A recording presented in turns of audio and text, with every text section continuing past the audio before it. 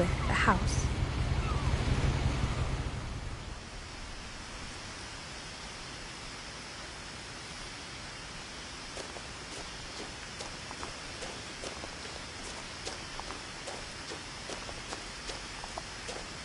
I lived here until I was 11, but I wasn't allowed inside half the rooms.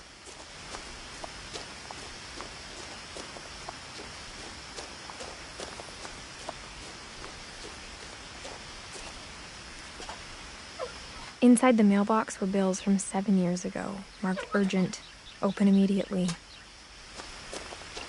I hadn't been back since my brother Lewis's funeral.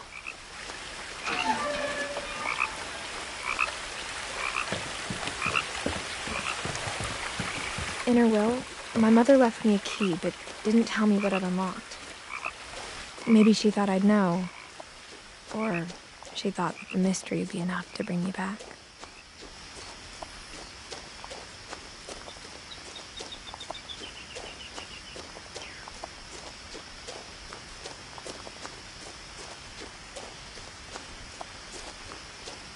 No one had driven this way in a long time, but I saw a few hoof prints.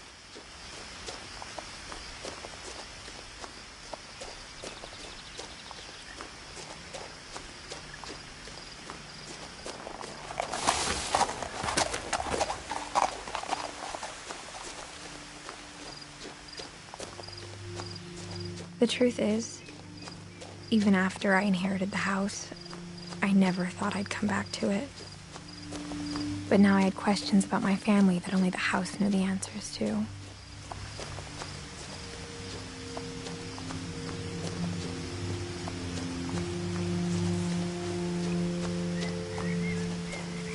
The house was exactly like I remembered it, the way I'd been dreaming about it.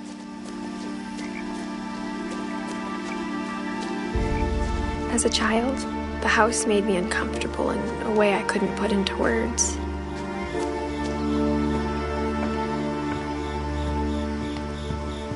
Now, as a 17-year-old, I knew exactly what those words were. I was afraid of the house. I hoped the key might unlock the front door.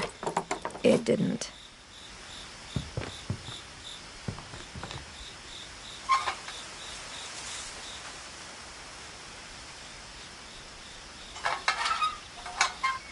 Looking in, I felt like the house itself had been waiting for me.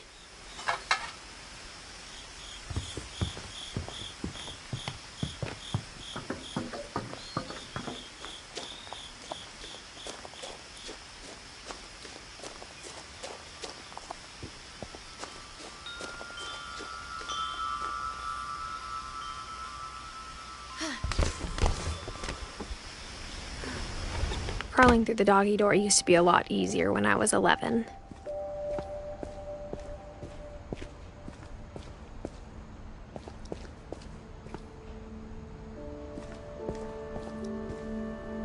The power had been turned off the night we left.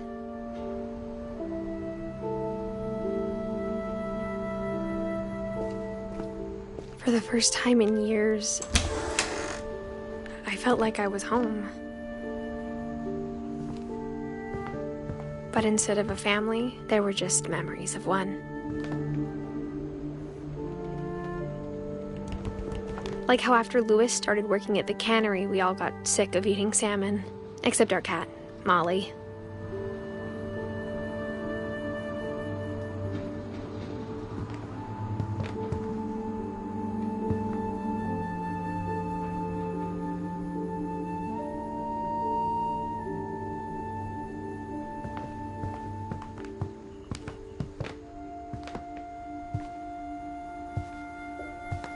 The table was still a wreck from the night we left. It was like a bomb had gone off, killing everyone but sparing the furniture.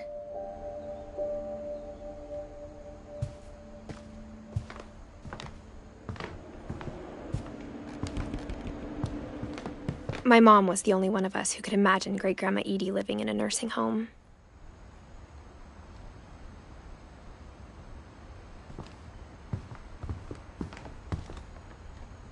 Nothing in the house looked abnormal.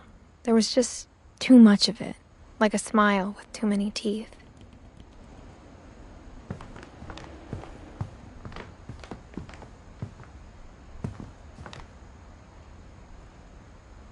Even the fireplace had a story. Edie told me the bricks came from the original house, after it sank.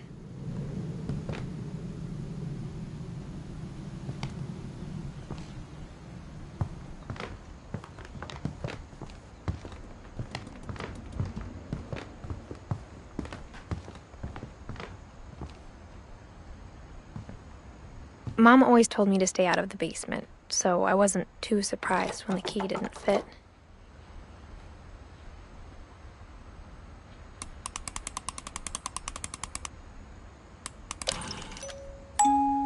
Great-Grandpa Sven built a music box for Barbara, along with the rest of the house.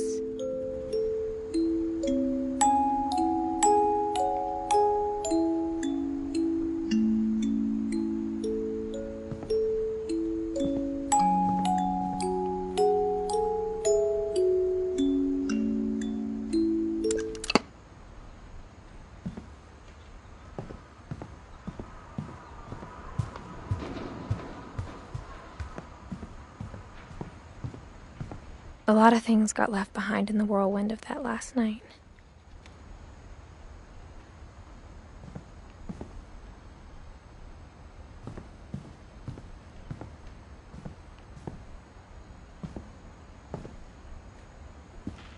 After Milton disappeared, Mom sealed up all the bedrooms.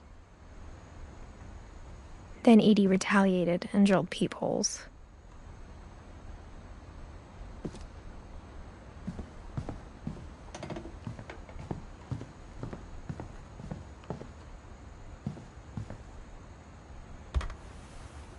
My Grandpa Sam spent 7 years sharing a room with his dead brother, Calvin.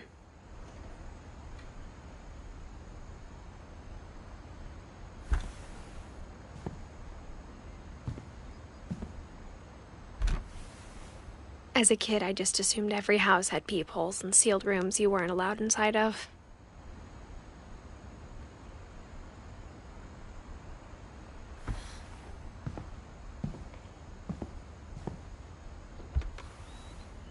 The last time I was in Edith Sr.'s room, I was 10 and she was painting my portrait.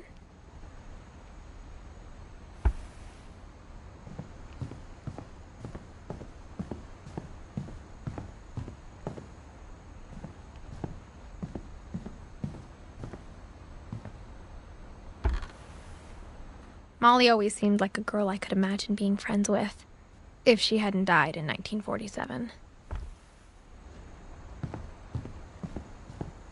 I spent a lot of time playing in Great Uncle Walter's room. I think my mom sometimes regretted not sealing it up. Louis told me there were secret passages, but I never believed him.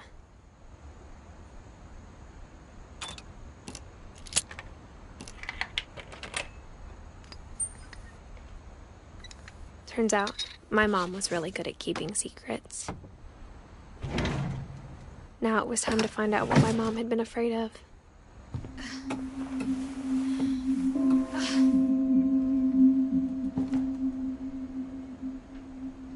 From the paintings on the wall, it was clear my brother Milton had been here before me. Reading this, maybe it sounds like I had a plan. But I had no idea what was behind that door.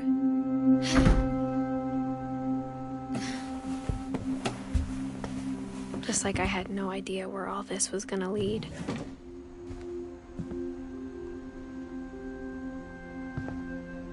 I got the sense Edie had spent a lot of time here, before my mom sealed the doors.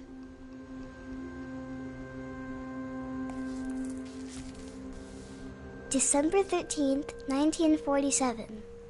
Dear Diary, I'll be gone soon, but I wanted to tell somebody about what's gonna happen. It started when Mom sent me to bed without dinner. I woke up and I was starving, so I looked around for something to eat.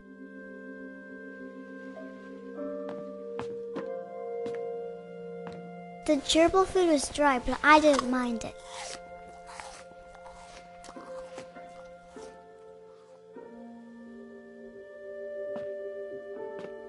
My Halloween candy was all gone.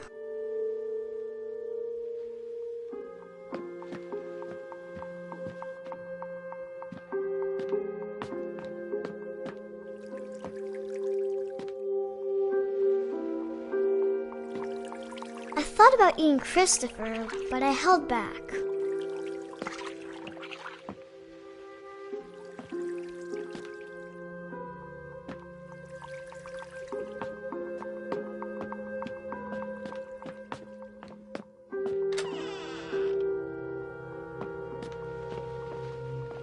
I kept eating and eating.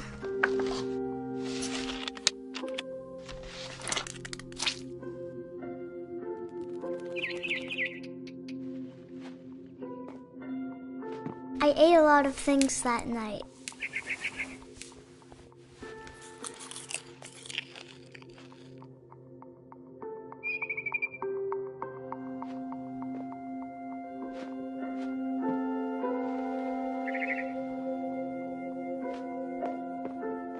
Then I heard chirping outside my window. It was a barn swallow going back to her nest. I reached out for her.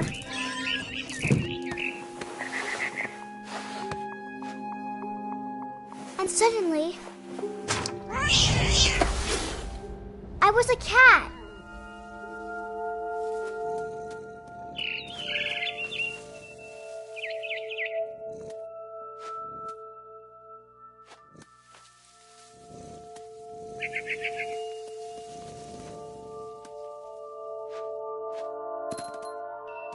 I tried to be quiet, but the bird was really scared.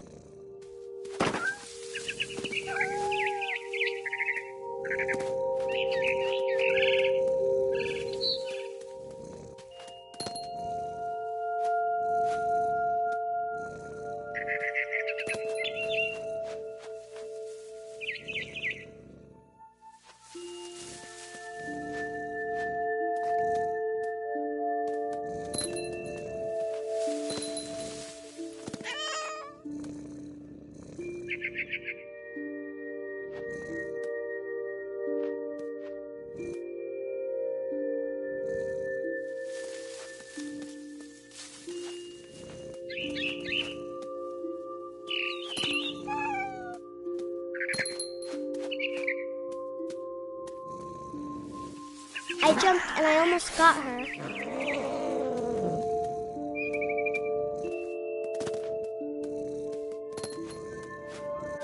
I could tell she was getting really tired. Now I was up in the big tree. I promised Dad I wouldn't climb it anymore. All I cared about was eating that mama bird.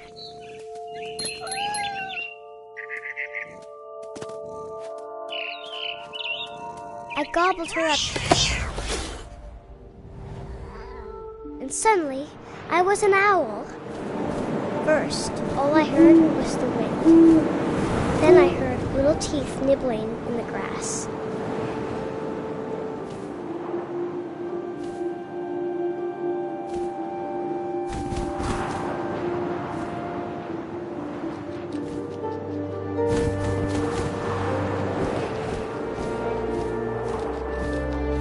Rabbits.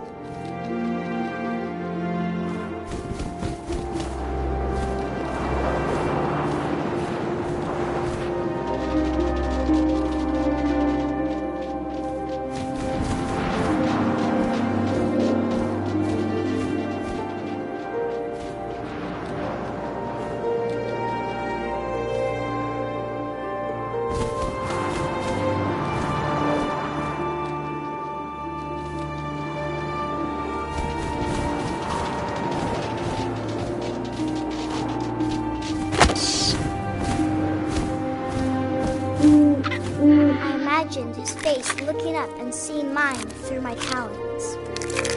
I swallowed him up, and I didn't chew one bit. Then I flew off to find something bigger.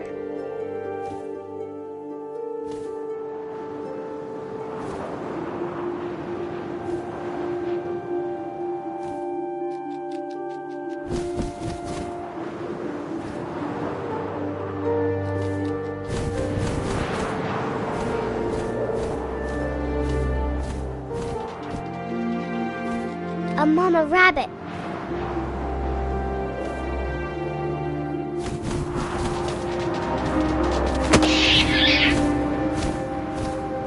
She was almost too big to carry.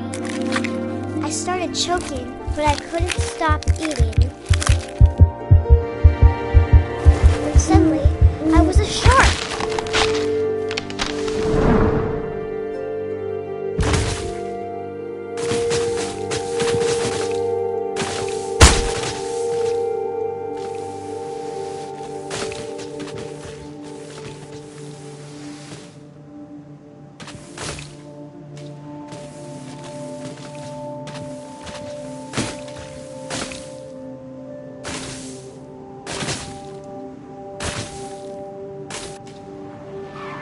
I rolled off a cliff and into the ocean. Now, I was hungrier than ever.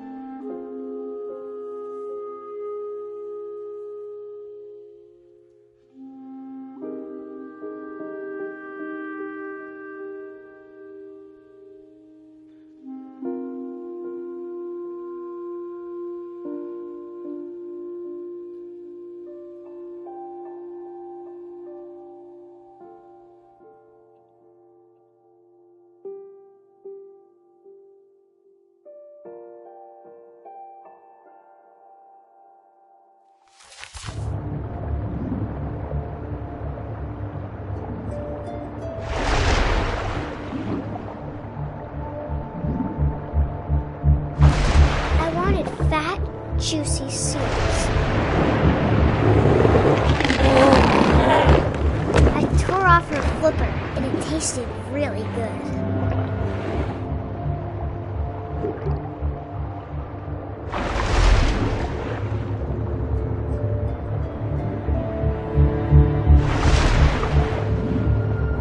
I grabbed on tight, but I was so hungry, I jumped out of the water. When I opened my eyes, everything had changed.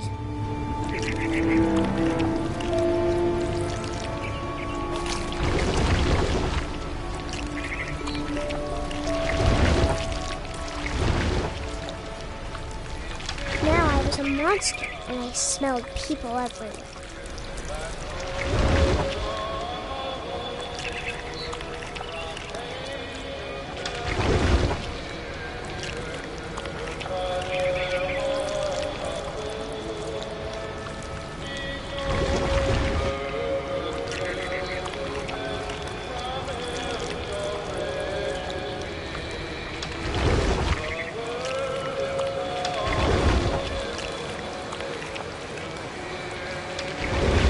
I was big, but I moved real quiet.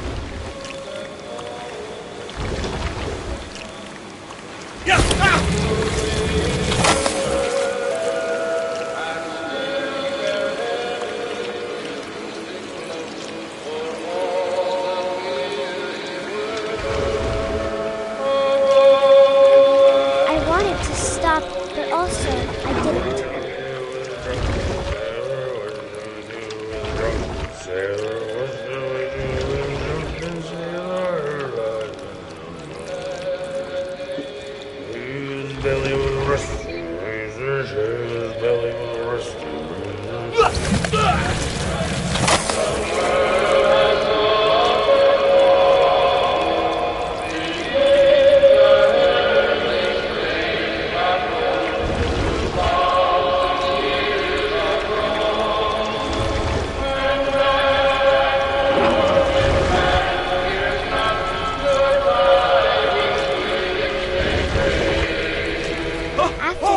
Passenger, I was still hungry. And to cross the water, I smelled something new. Something I had to have, so I swam towards it.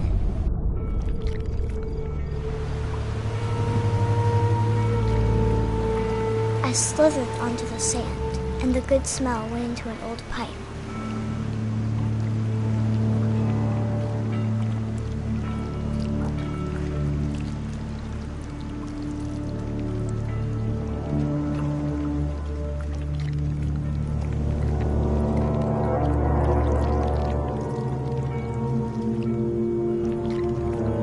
I got closer and closer.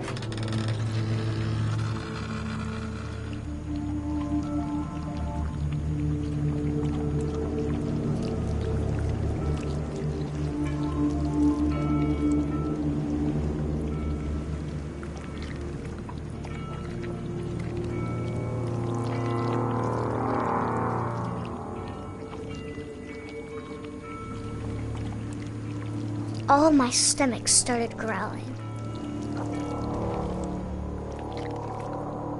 And suddenly, I was me again. I held my breath for a long time, but I couldn't hear anything. I think it's waiting for me to fall asleep. But it's not going to wait much longer. It needs to feed, and we both know I will be delicious.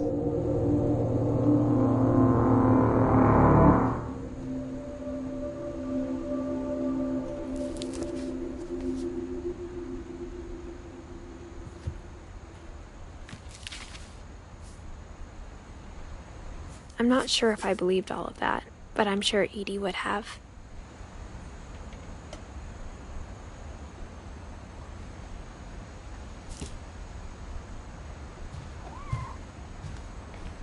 I can't describe it, but I felt like some part of Molly was still here. I grew up looking at Molly's room through the peephole.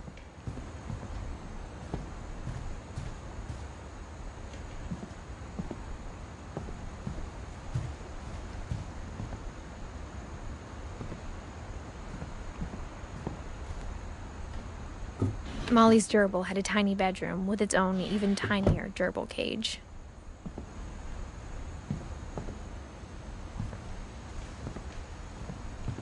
Being inside for the first time, I felt like I'd stepped behind a painting.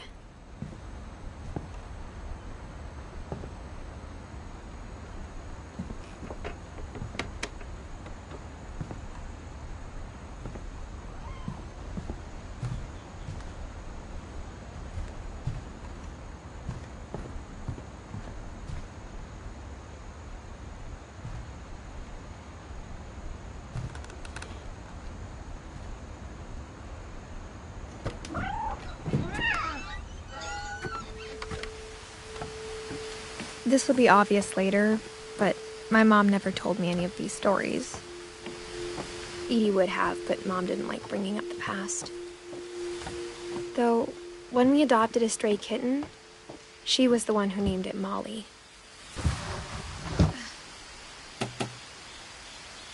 I spent a lot of time in Great-Grandma Edie's room. Edie knit me a new pair of gloves every year, just in time to replace the old ones. Edie gave a big interview about a mole man living under the Finch house. My mom was furious.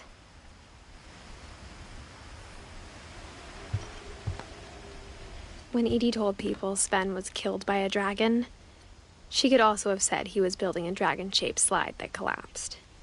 She could have, but she didn't. Even in her 90s, sometimes Edie seemed a lot younger than my mother.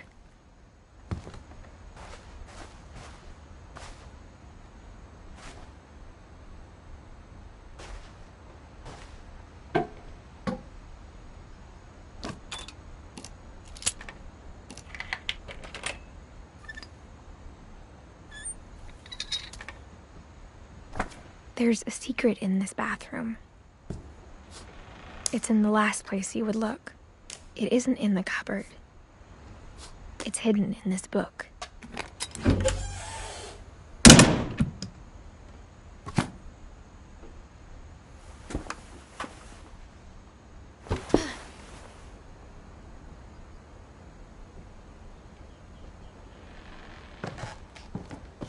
Sven gave Sam an old camera he'd refurbished. He never put it down.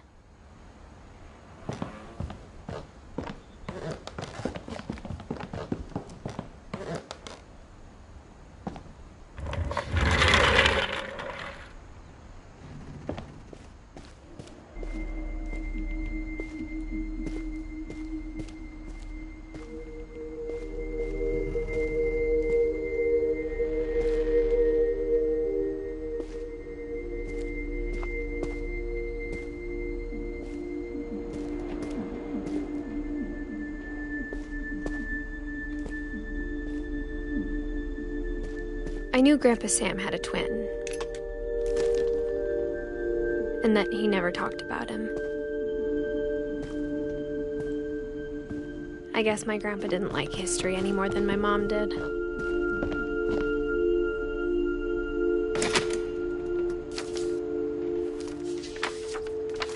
How I Want to Remember My Brother by Sam Finch.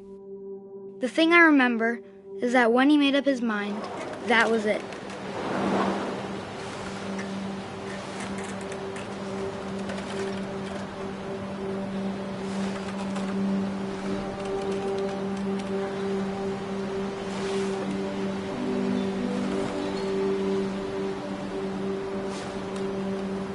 My brother said he'd die before he ate another mushroom, and he did. At Barbara's funeral, we swore we'd never be afraid again, and he wasn't. I think Calvin always wanted to fly.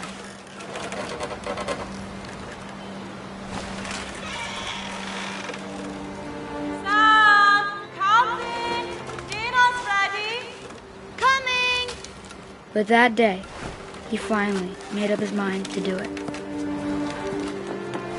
I told him going around was impossible. Maybe if I hadn't said that. Calvin, I'm not going to tell you again. Maybe if the wind hadn't picked up.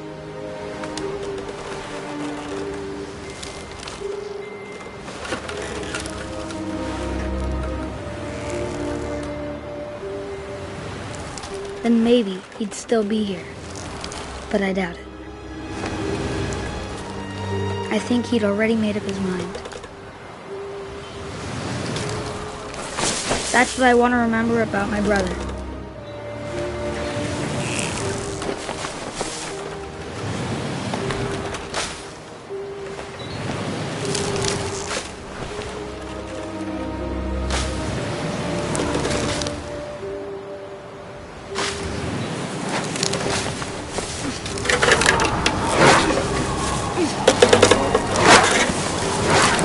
The day he made up his mind to fly.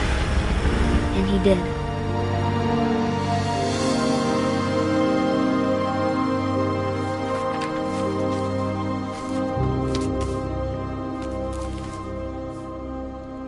Calvin's story felt strangely familiar.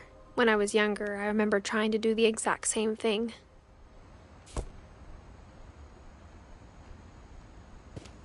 After the funeral, Edie roped off Calvin's half of the room.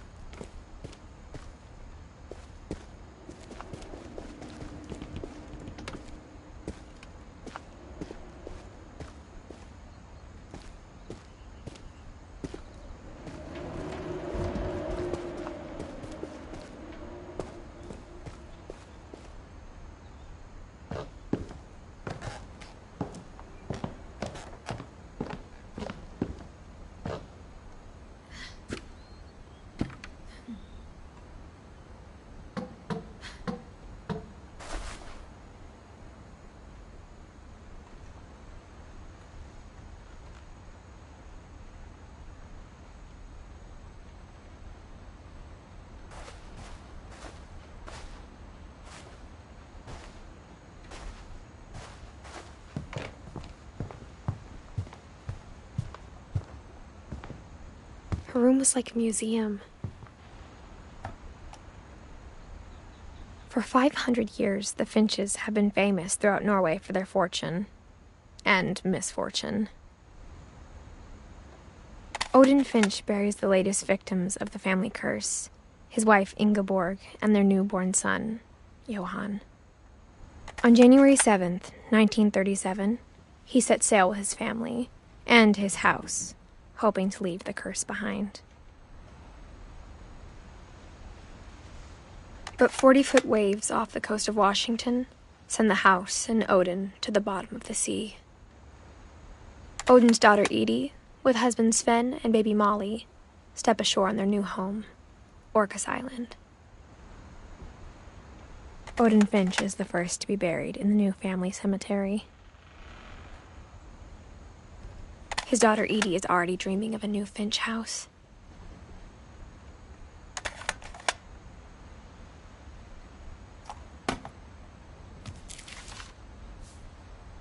Whatever's wrong with this family, it goes back a long ways.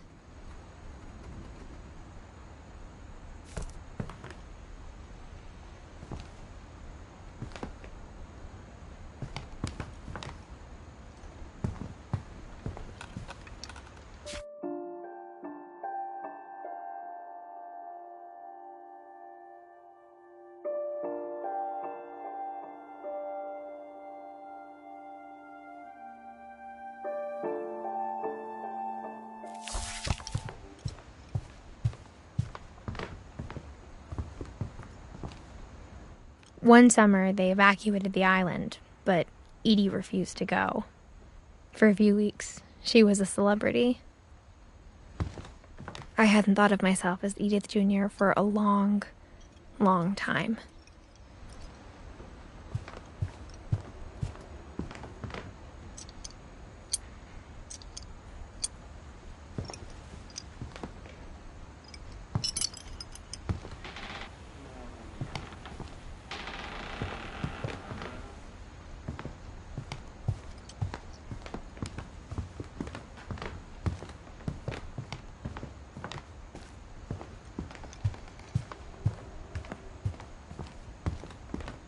The only trace Grandpa Sam's first wife, Kay, left on the house was the pink bathroom.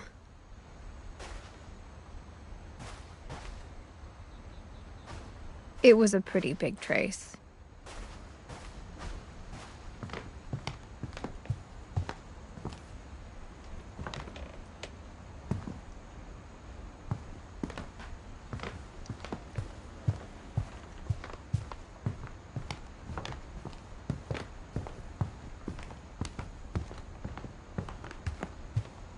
Louis died a week before we left, but Edie had already started to memorialize him.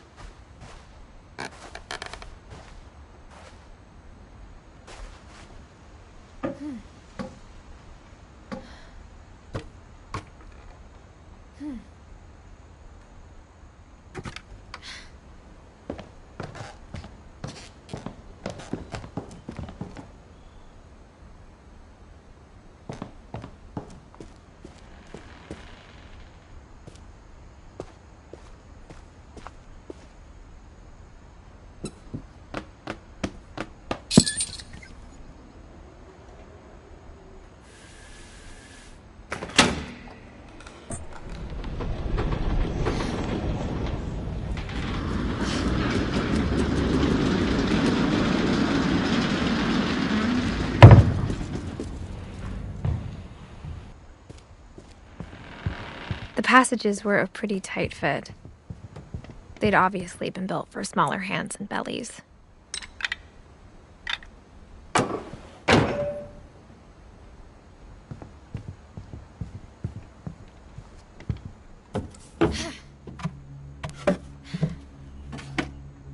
Growing up, I always thought of Barbara as a child star.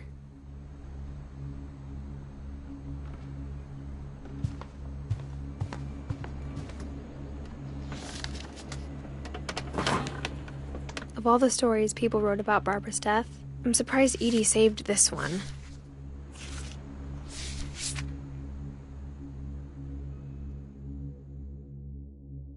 Old Jack here with another ghastly tale inspired by America's most unfortunate family.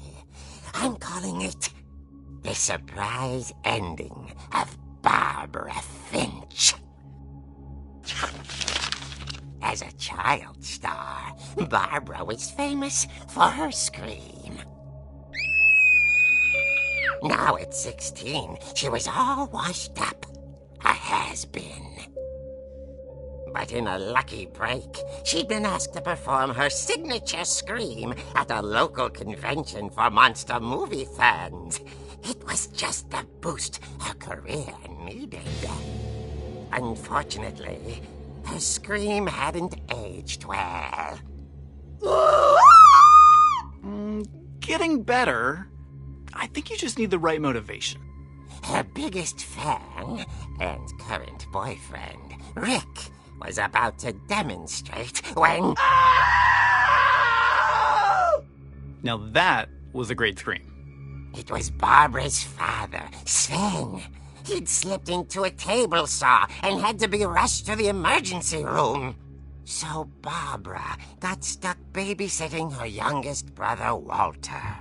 Her convention comeback was cancelled.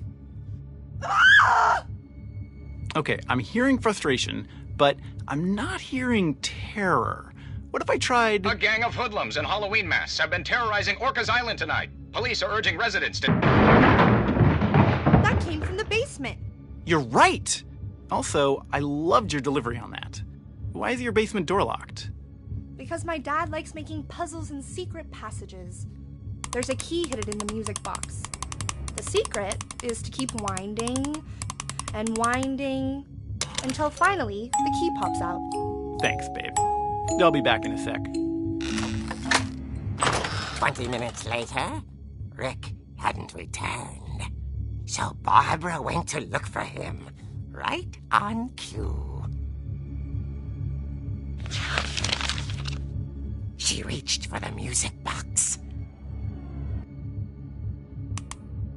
And as she wound the key, she listened for Rick, but the house was silent.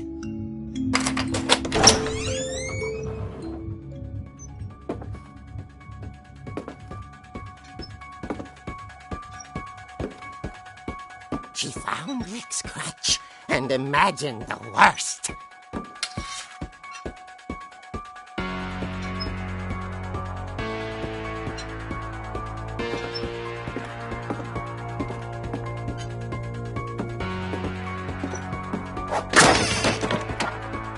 The gang's leader is the infamous Hookman killer, Dr. Carl Hamill, who impaled and then ate his family 10 years ago tonight.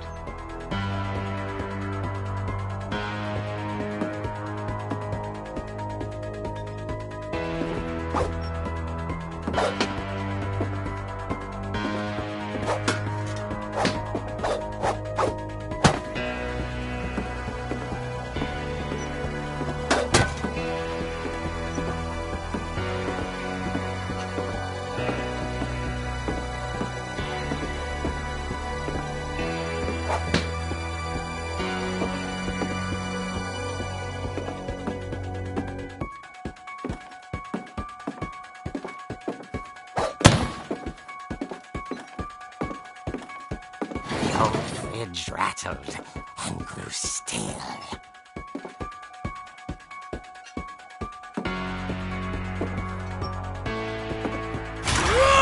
Oh dear! Oh! Rick? Relax. I was just trying to scare you to help you find your scream. Well, I'm not scared, Rick. I'm furious.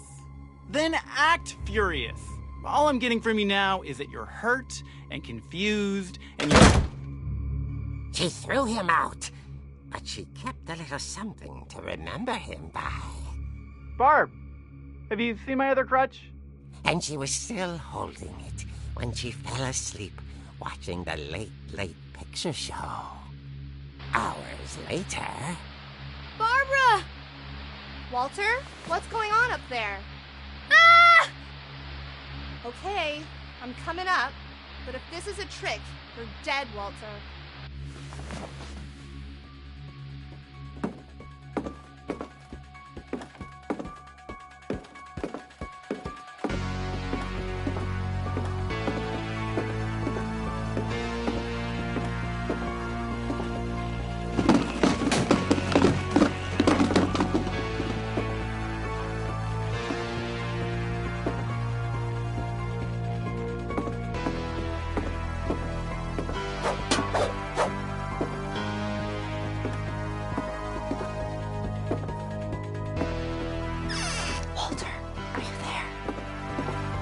Walter vanished, but his bedside radio was still on.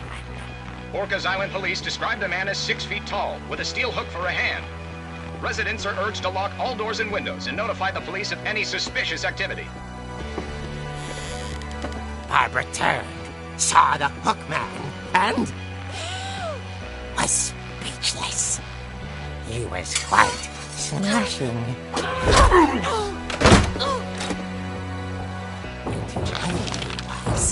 He couldn't get enough of Barbara.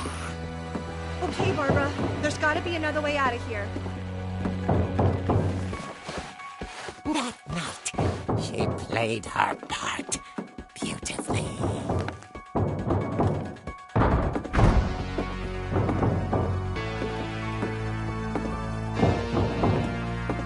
She thought about abandoning Walter, but just couldn't do it.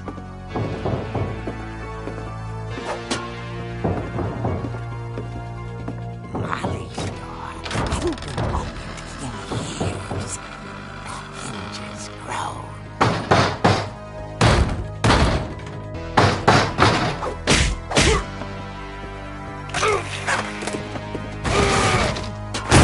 He wasn't moving, but she sensed the story might not be over yet.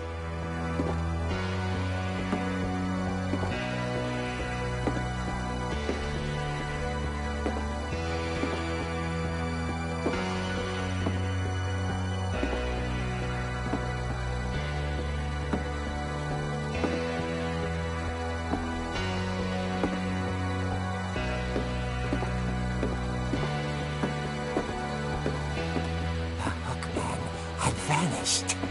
She listened for his breathing, but all she heard was...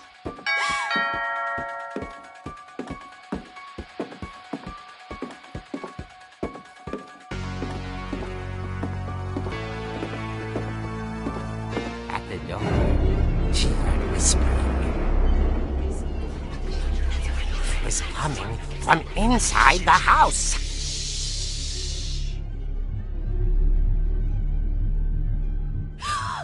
Oh dear.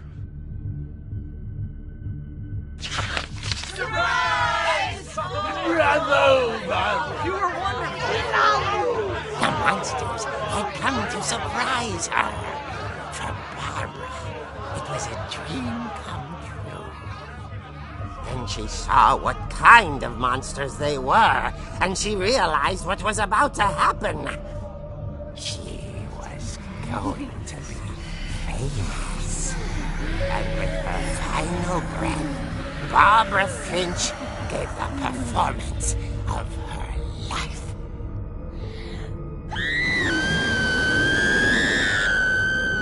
I wasn't there myself, but I hear Barbara was magnificent. Poor girl. She had a taste for stardom.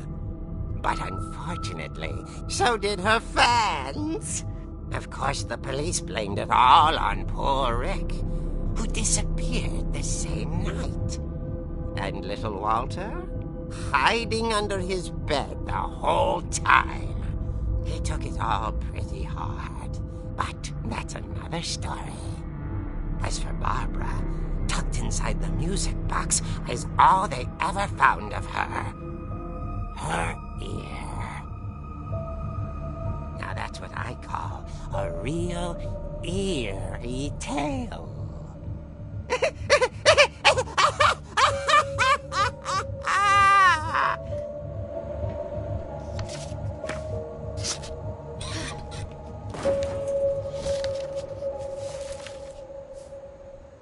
Edie told me all Barbara wanted was to be remembered, as absurd as that comic was. Maybe what Edie saw was a happy ending.